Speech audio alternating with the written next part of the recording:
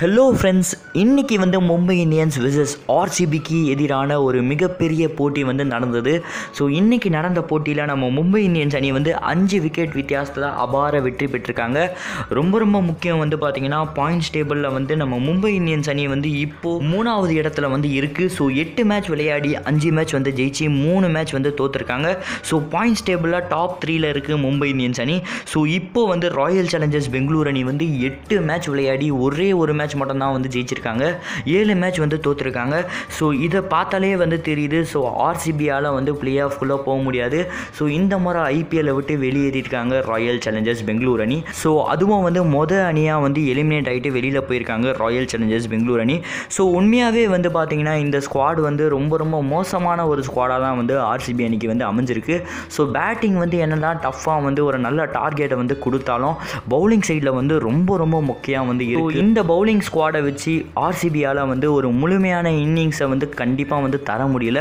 So opponent டீமில் இருக்கிற எல்லாருமே வந்து ஈஸியாக வந்து ரன்சேஸ் வந்து பண்ணிடுறாங்க. ஸோ இதுதான் வந்து தோல்விக்கு வந்து ரொம்ப முக்கியமான காரணம். ஸோ ஒட்டுமொத்தமாக வந்து பார்த்திங்கன்னா ராயல் சேலஞ்சர்ஸ் பெங்களூர் அணி வந்து 20 ஓவருக்கு 171 ரன்னுக்கு வந்து 7 விக்கெட் வந்து இழந்தாங்க.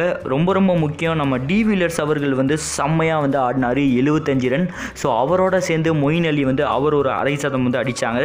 ஸோ இதனால் வந்து பார்த்திங்கன்னா டீம் ஸ்கோர் வந்து ஒரு நல்ல நிலைமைக்கு வந்து கொண்டு வந்தாங்க. ஸோ 172 ரன் எடுத்தா வெற்றி அப்படின்னு சொல்லிட்டு மும்பை இந்தியன்ஸ் அணி வந்து கிளம்புறாங்க.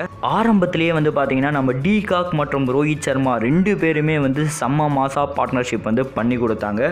ஒரு நல்ல ஓப்பனிங் வந்து 2 பேருமே வந்து கொடுத்தாங்க. அதுக்கப்புறம் வந்து பார்த்திங்கன்னா ஆடின எல்லாருமே வந்து ஒரு நல்லபடியான ஒரு நல்ல ஸ்கோர் வந்து அடிக்க ஆரம்பித்தாங்க.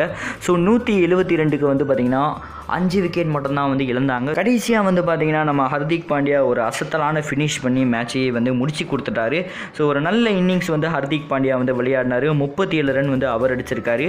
மொத்தமாக வந்து 172 ரன்னுக்கு வந்து 5 விக்கெட் வந்து இழந்தாங்க மும்பை இந்தியன்ஸ் அணி. ஸோ இதனால் வந்து மும்பை இந்தியன்ஸ் அணி வந்து ஜெயிச்சிருக்கு. ஸோ பாயிண்ட்ஸ் டேபிளில் வந்து டாப் 3ல் இருக்குது. பட் ராயல் சேலஞ்சர்ஸ் பெங்களூர் அணி வந்து எலிமினேட் ஆகிருக்கு. எஸ், இன்றைக்கி வந்து ராயல் சேலஞ்சர்ஸ் பெங்களூர் அணியோட இன்னிங்ஸை பற்றி என்ன நினைக்கிறீங்க அப்படின்னு சொல்லிட்டு உங்கள் கருத்தை மறக்காமல் கமெண்ட் பாக்ஸில் கமெண்ட் பண்ணுங்கள். வீடியோ பிடிச்சிருந்தா சப்ஸ்கிரைப் பண்ணுங்கள். இன்னும் பல கிரிக்கெட் அப்டேட் வந்து காத்துட்ருக்கு. ஸோ நன்றி, ஜெய் ஹிந்த்.